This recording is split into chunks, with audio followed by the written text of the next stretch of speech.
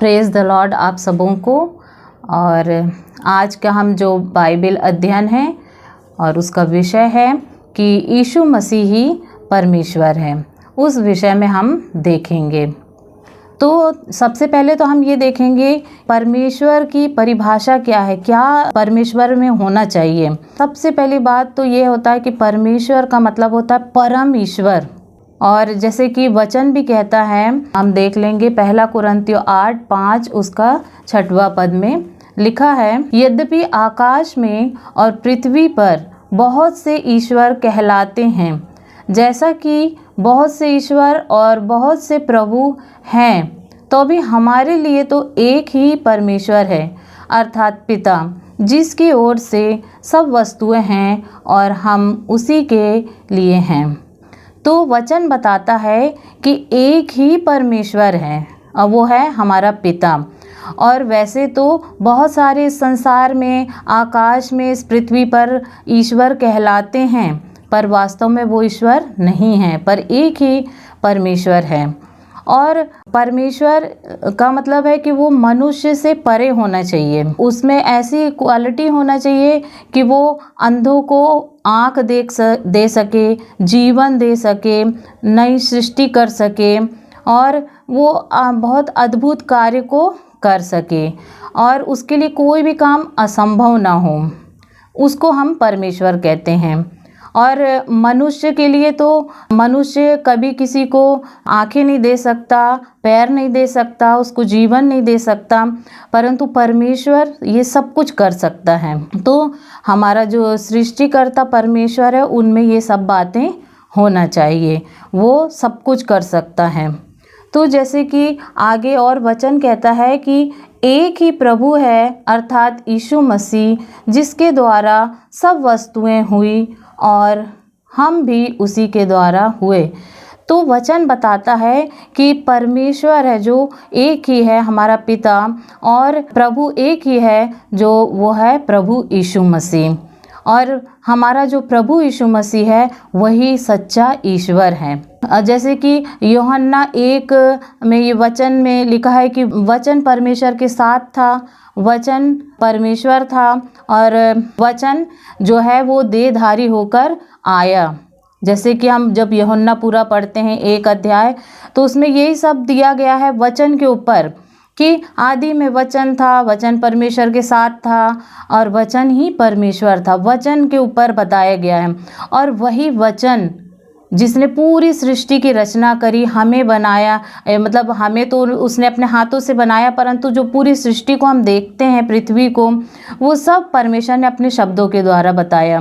तो वही जो शब्द था वो देहधारी होकर इस दुनिया में आया और वो था प्रभु यीशु मसीह। और हमने ये भी देखा वचन में कि यूहन्ना 1:18 पद कहता है कि परमेश्वर को किसी ने कभी नहीं देखा, परंतु यीशु मसीह ने उसे प्रकट किया। वो जब देहधारी होकर इस दुनिया में आया और हमने जब उसको देखा, उसके कार्यों को, तब परमेश्वर उसमें प्रकट हुआ। तो हमने जो देखा कि यीशु मसीह जो थे, उनके पास बहुत सारी अलौकिक शक्तियां थी, अधिकार थे, वो आश्चर्य कर्म करते थे और उन्होंने बहुत सारे दुष्ट आत्माओं को निकाला और उन्होंने पाप भी क्षमा किया। उन्होंने जो व्यवस्था थी मूसा के द्वारा, उसे भी वो उसको बदलने का अधिकार था, मुर्दों को जिलाने का अधिकार था।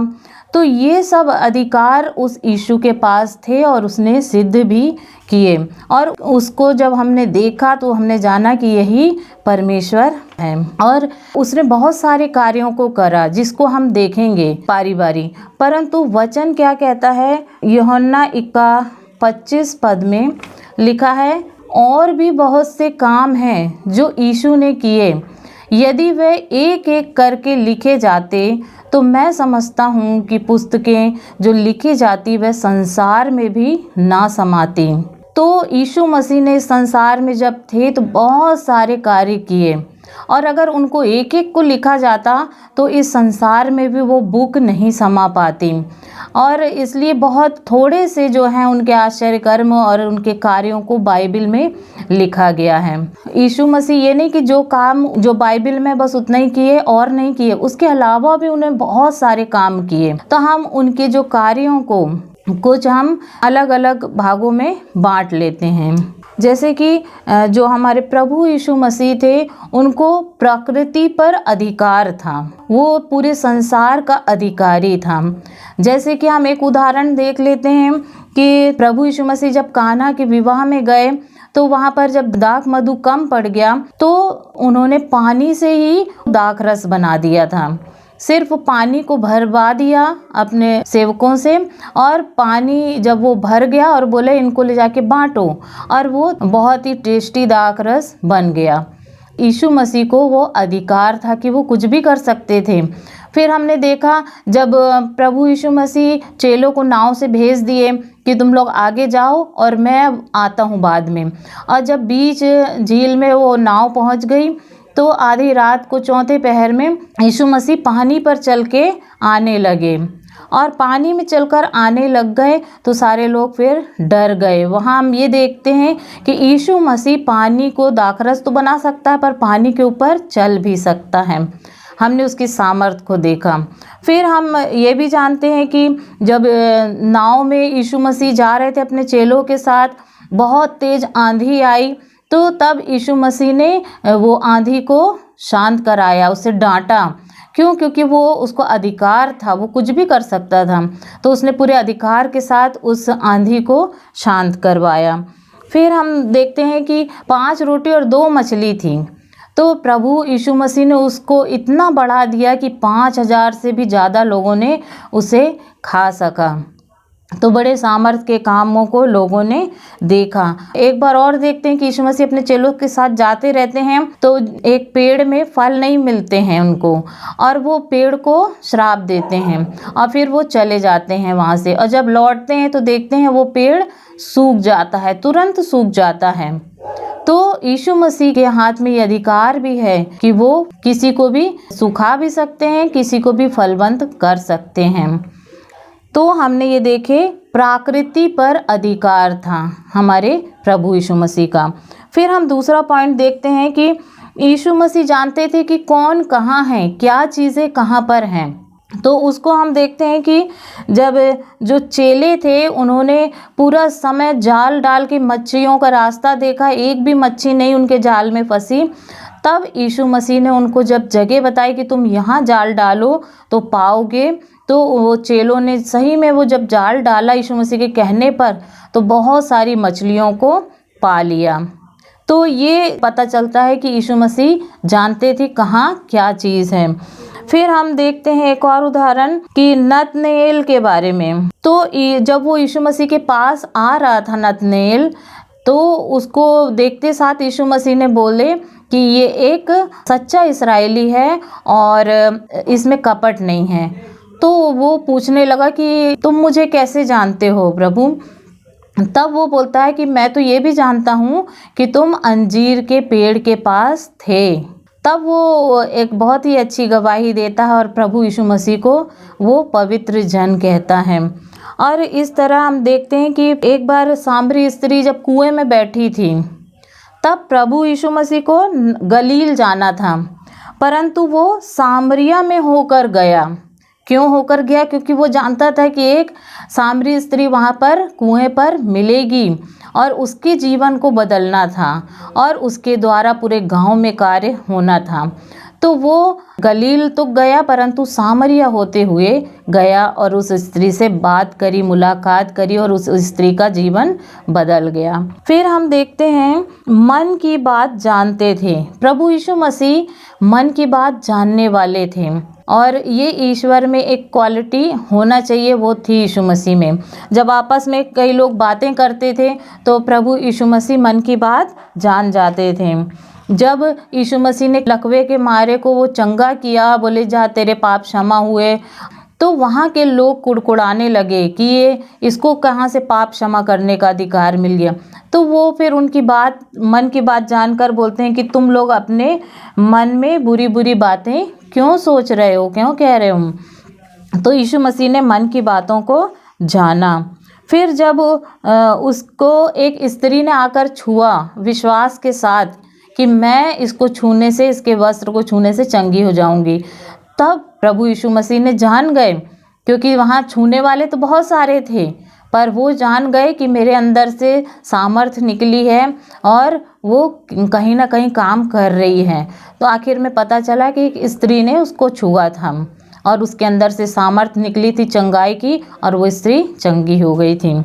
तो प्रभु यीशु मसीह सबके मन की बातों को जानता है, और हम भी क्या सोच रहे हैं वो हमारे मन की भी बातों को जानता है। फिर हम देखते हैं कि जो प्रभु यीशु मसीह के बारे में 2 बार आकाशवाणी भी हुई। एक बार जब वो बपतिस्मा लेकर आए तो ऊपर से आकाशवाणी हुई, आवाज़ आई कि ये मेरा प्रिय पुत्र है और इससे मैं प्रसन्न हूँ।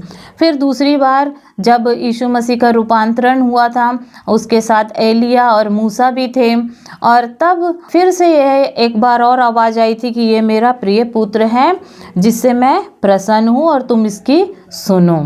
2 बार आवाज़ आई।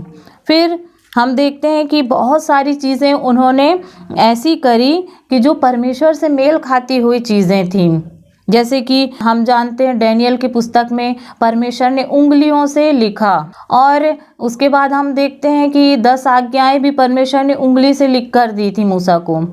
तो उसी तरह जब हम देखते हैं एक पापनी स्त्री को यीशु मसीह के पास लाया गया, तब वो उंगलियों से कुछ नीचे लिखने लगे, और उसके बाद हम देखते हैं कि सारे लोग वहाँ से चले गए थे। अब ये क्या लिख रहे थे ये तो कोई नहीं जानता है, परंतु वो उंगलियों से कुछ लिख रहे थे, और वो इतना प्रभावशाली था कि लोग वहाँ से चले भी गए। और फिर उसके बाद हम देखते हैं कि जो यीशु मसीह थे, जब जन्म का अंधा उनके पास आया चंगाई के लिए, तो उन्होंने थूका, मिट्टी को सान कर उसकी आंखों पर लगा दिया। तो उस बात से ये दिखा रहा था हमारा यीशु मसीह, उसने हमको भी अपने हाथों से रचा, हमारे एक एक अंगों को बनाया है उसने अपने हाथों से। और जो जन्म का अंधा था उसकी भी आंखें उसके स्थान पर नहीं थी, तो उसे बनाना था, तो उसने मट्टी सानी और उसको वो लगा दी आँखों की जगह में, और उसकी आँखें बन गई। और इस तरह हमने जाना कि वो हमारा सृष्टिकर्ता परमेश्वर है, वो नए अंगों को भी रच सकता है, नया हमको शरीर देता, नया मन दे देता है वो। तो इस तरह प्रभु यीशु मसीह परमेश्वर ही हैं। और फिर उसके बाद हम देखते हैं कि वो भविष्य की बातों को जानने वाला था। ये नहीं कि वो कुछ भी आगे का चीज़ नहीं जानता, वो जानता था। जैसे कि उसको कौन पकड़वाने वाला है वो जानता था। जैसे कि यूहन्ना 13:26 और 27 पद में हम देखते हैं कि वो अपने चेलों से बात करते करते बता भी देते हैं कि मुझे कौन पकड़वाएगा, और वो यहूदा इस्करियोती की तरफ इशारा भी कर देते हैं कि आने वाले समय में मेरा ही मित्र, मेरे साथ रोटी खाने वाला व्यक्ति ही मुझे पकड़वाएगा। फिर उन्होंने ये भी बताया कि कैसे वो दुख उठाएगा। अपने चेलों को हमेशा बताया करते थे कि मैं बहुत दुख उठाऊंगा, मारा जाऊंगा और तीसरे दिन फिर जी उठूंगा। ये अपने बारे में पहले से ही बताया करते थे। और फिर उसके बाद वो अंत की भविष्यवाणी भी उन्होंने किया मत्ती 24 में कि अंत के समय में क्या क्या होने वाला है। तो उन्होंने बहुत सारी बातों को बताई जो कि सही भी हो रही हैं। जैसे कि भरमाने वाले लोग खड़े हो जाएंगे, झूठे भविष्यवक्ता खड़े हो जाएंगे, लड़ाइयों की चर्चा सुनाई देगी, जाति जाति पर लड़ाई करेगी और राज्य राज्य पर लड़ाई करेंगे, और भूकंप आएंगे। जो मसीह के लोग होंगे उन पर क्लेश आएगा, उनको पकड़वाया जाएगा, उनको मारा जाएगा, और सब जाति के लोग नफ़रत करेंगे। और सही में इस समय बहुत नफ़रत बढ़ रही है। और झूठे भविष्यवक्ता खड़े हो जाएंगे और बहुत ज़्यादा अधर्म बढ़ जाएगा। और जो सुसमाचार है राज्य का, परमेश्वर के राज्य का सुसमाचार, वो सारी जातियों में फैल जाएगा, तब इस दुनिया का अंत आएगा। और हम देखते हैं वचन इस समय बहुत तेज़ी से फैल रहा है, चारों तरफ हर जाति हर देशों में कोने कोने में वचन फैल रहा है। भले ही शैतान कोशिश कर रहा है, रुकावटें कर रहा है, परंतु वचन जगह जगह फैल रहा है। जैसे वो वचन पढ़ा जाता था ना कि तुम मेरे गवाह होगे इस छोर से उस छोर तक, तो हम कल्पना नहीं कर सकते थे कि कैसे होगा ये, परंतु अब जब हम देखते हैं तो हम ये समझ सकते हैं कि हाँ, मोबाइल के द्वारा, नेटवर्क के द्वारा हम इस छोर से उस छोर नहीं भी जा पा रहे हैं, पर हमारी गवाही चली जा रही है। देश विदेश लोग एक दूसरे को सुन रहे हैं। और जैसे मैं भी सुनती हूँ ढेर सारे प्रचारकों का, जिनका कभी सोच भी नहीं सकते थे कि हम उनके आमने सामने कभी होंगे, परंतु हम उनके वचनों को सुन पा रहे हैं, तो ये बहुत खुशी होती है। तो ये परमेश्वर का अंत का समय ही है जो उन्होंने भविष्यवाणी की थी, और उनका सुसमाचार फैल रहा है। फिर हम देखते हैं जो प्रभु यीशु मसीह ने मुर्दों को तक जिलाया, ये सबसे बड़ी बात हो जाती है। जैसे कि एक विधवा थी और उसका इकलौता ही बेटा था और वो मर गया था, तो यीशु मसीह ने उसको देख के उस पर तरस खाया और उस बच्चे को वहाँ पर हाथ दे के उसको आवाज़ दे के उठाया, और वो उठ गया, जीवित हो गया, और उसकी माँ को सौंप दिया। तो प्रभु यीशु मसीह ने उस विधवा की सुधि ली और उसके बच्चे को जीवित किया। फिर हम देखते हैं एक अधिकारी की पुत्री थी जो मर चुकी थी, और उसको प्रभु यीशु मसीह ने जीवित किया। फिर हम देखते हैं जो लाजर था, उनका मित्र था, वो मर गया था और उस चौथे दिन उसको प्रभु यीशु मसीह ने जिलाए थे, और यहाँ तक कि वो भी स्वयं मर गए थे और तीसरे दिन वो जी उठे थे। तो परमेश्वर में ये क्वालिटी होना चाहिए, वो उसमें थी, और वो जीवित करने वाला भी परमेश्वर था। फिर हम देखते हैं कि बहुत सारी दुष्ट आत्माओं जो लगी थी लोगों में, वो उसके पास आते थे, यीशु मसीह के पास, और वो उन लोगों को उससे छुटकारा देते थे। एक बार बहुत ही बुरा जो दुष्ट आत्मा लगी थी एक व्यक्ति में, उसमें सेना थी पूरी, और यीशु मसीह जब उसके पास जाते हैं तो उसको छुटकारा देते हैं, और उसमें बहुत बड़ी सेना रहती है, और जो हमारे यीशु मसीह हैं उसको छुटकारा देते हैं उन दुष्ट आत्माओं से। और इसी तरह हम देखते गूंगी दुष्ट आत्मा थी एक व्यक्ति में, और उसको भी यीशु मसीह ने निकाला और वो बोलने लग गया। और फिर एक लड़का था, उसमें मिर्गी की दुष्ट आत्मा थी, और वो उसको आग में गिराती थी, पानी में गिरा देती थी। तो इस तरह दुष्ट आत्मा लगे हुए बहुत सारे लोग उनके पास आए, और यीशु मसीह ने उन दुष्ट आत्माओं को उनसे निकाल दिया।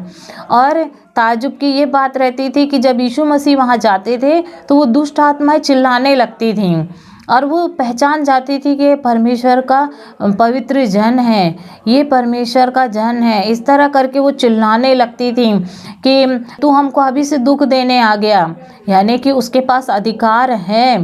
तब तो वो चिल्लाती थी कि ये चाहेगा तो हमें वो अतः कुंड में अभी से डाल देगा। तो वो उससे विनती भी करती थी कि हमें मत डालना उसमें। तो इस तरह हमारा प्रभु यीशु मसीह दुष्ट आत्माओं को भी निकाला।